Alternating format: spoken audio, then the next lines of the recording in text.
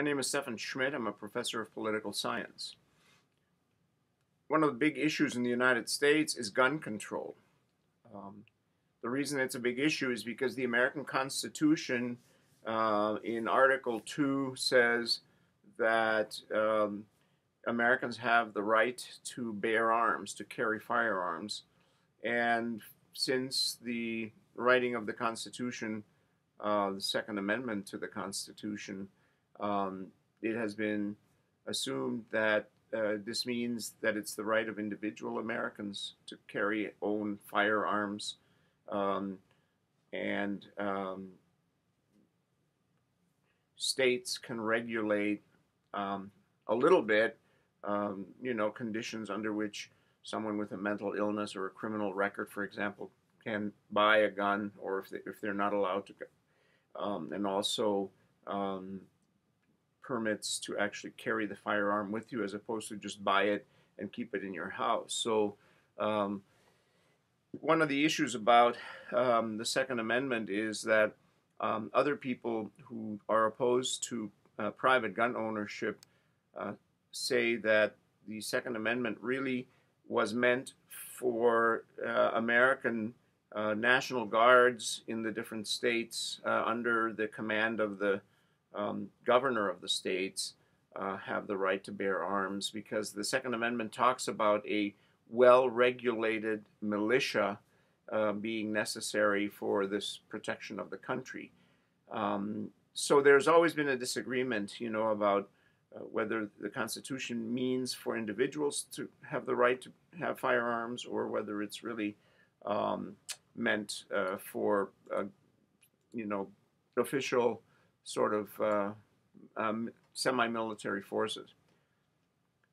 One of the things that's happened recently is that there have been two Supreme Court cases in the United States, one in Washington, D.C., one in Chicago, Illinois. And in those cases, the cities passed laws that prohibit the ownership of handguns, revolvers and pistols.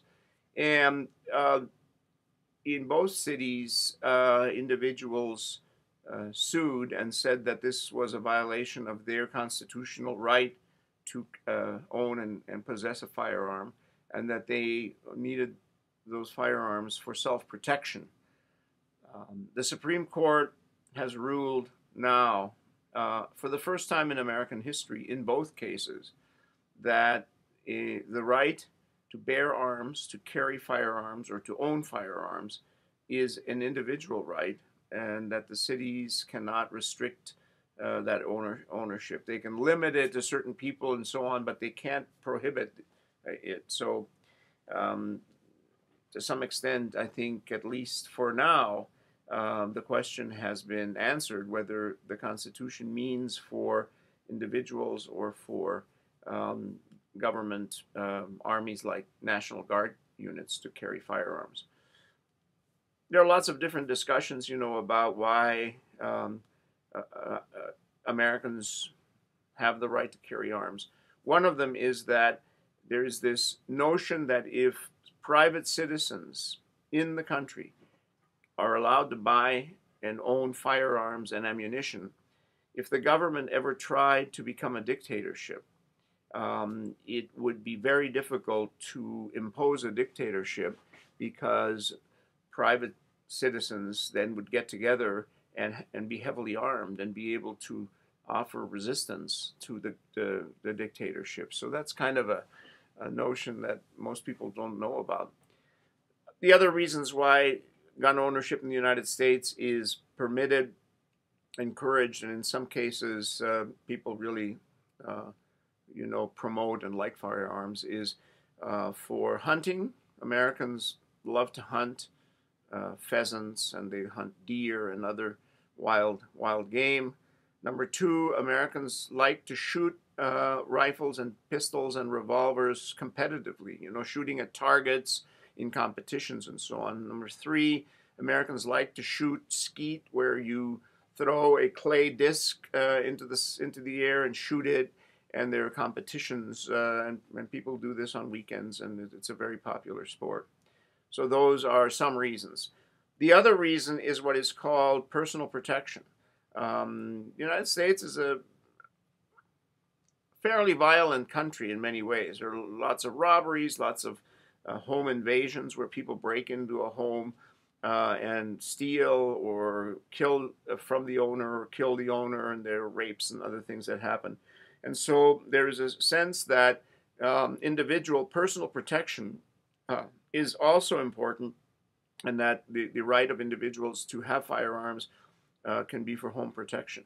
Both Supreme Court cases, by the way, that I mentioned were over the issue of people wanting to have a firearm in their home to protect themselves. In Washington, D.C. and in Chicago, in both cases, cities with very high crime rates, a lot of violence, a lot of break-ins and insecurity. And so in both cases, the person who wanted the gun but couldn't get it because of the city prohibited it, said they needed it for personal protection, as the Constitution provides for in terms of people owning their guns. There's a big argument in opposition to gun ownership, which is that if a lot of people have firearms and guns, you're going to have crime going up. People are going to have easy access to guns. They're going to be able to rob stores and shoot people and do drive-by shootings and other things, and that gun violence will get much higher. And so there is this push between people who are what they call Second Amendment defenders, people who think gun ownership is a right that Americans have, and people who believe that there should be much more strict gun control, and that it should be more regulated for purposes of basically protecting other Americans who don't have guns from owning them. I've talked to people on both sides. People who believe that Americans should be allowed to own guns tell you that if there's gun control and restrictions, it's only good people who will not be able to have guns, because criminals and murderers and bad people, bank robbers and others, they will get guns whether it's permitted or not, because they will steal them or find them some other way. So it's a very controversial topic. It has been historically always a very controversial and politically very intense topic.